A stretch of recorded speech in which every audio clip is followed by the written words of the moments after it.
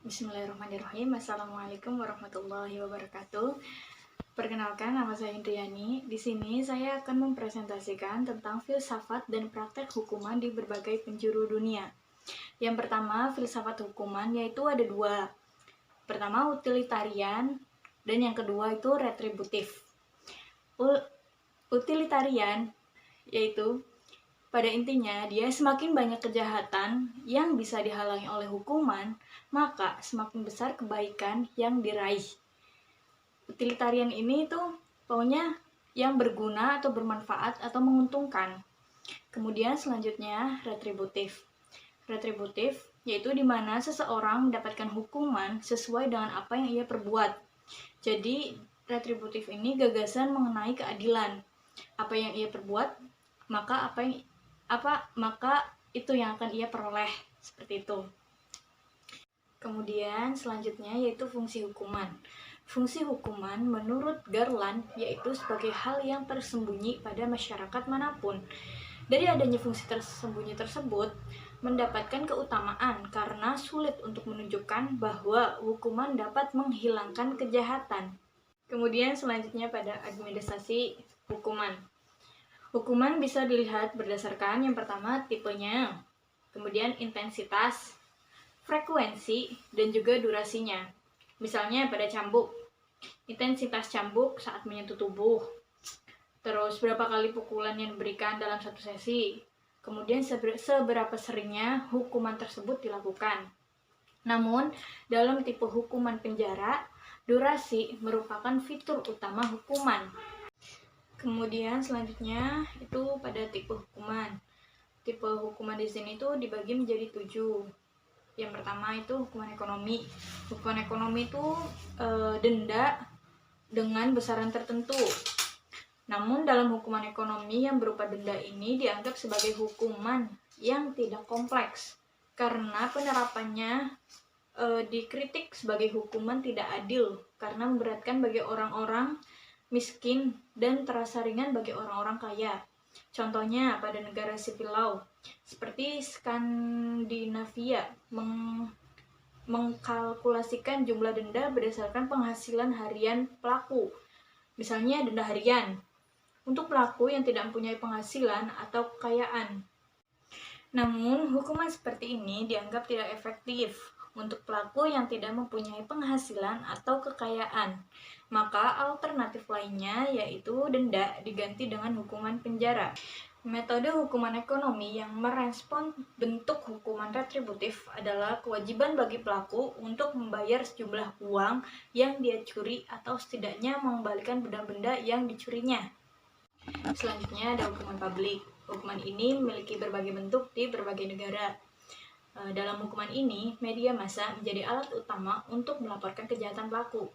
Contohnya di negara Swedia, daftar nama penjahat dipublikasikan secara luas. Sedangkan di Amerika, nama-nama penjahat dipublikasikan di media lokal, bahkan di media nasional.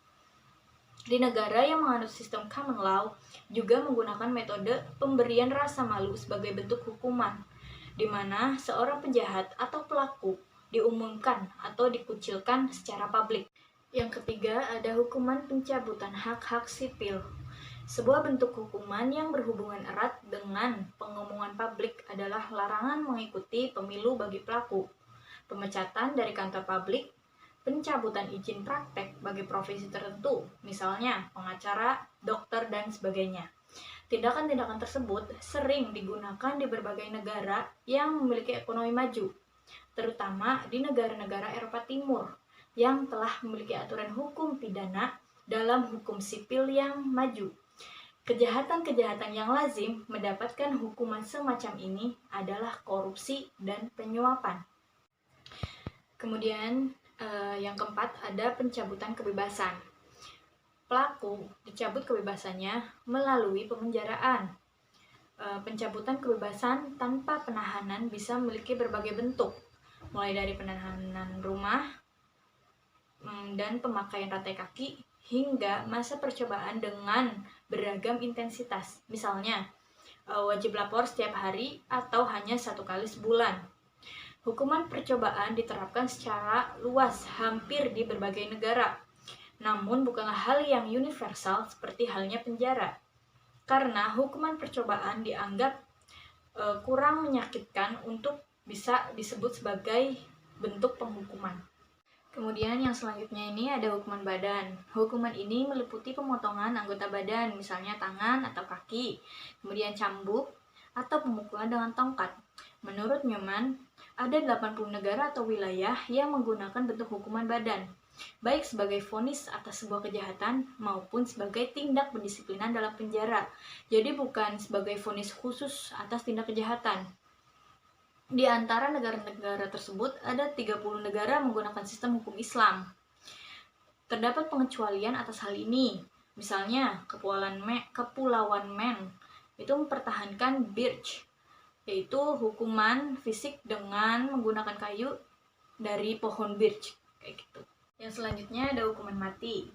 Terdapat 73 negara atau wilayah yang masih mempertahankan hukuman mati. Di antara negara-negara tersebut, 47 negara juga menerapkan hukuman badan. Metode eksekusi yang diterapkan sangat berbeda, mulai dari suntik mati yang dilakukan di negara Amerika, kemudian tembak mati pada negara Ethiopia, tembakan di leher itu di negara Mongolia, terus dengan cara digantung itu negara Sierra Leone. Kemudian penggal itu Arab Saudi, dan rajam Iran. Sedangkan di negara-negara Timur Tengah dan Afrika menggunakan eksekusi publik. Kemudian yang terakhir yaitu ada hukuman restoratif, di mana hukuman ini meliputi kewajiban bagi pelaku untuk membayar kompensasi kepada korban. Setidaknya ada 62 negara atau wilayah di seluruh dunia yang menerapkan hukuman ini.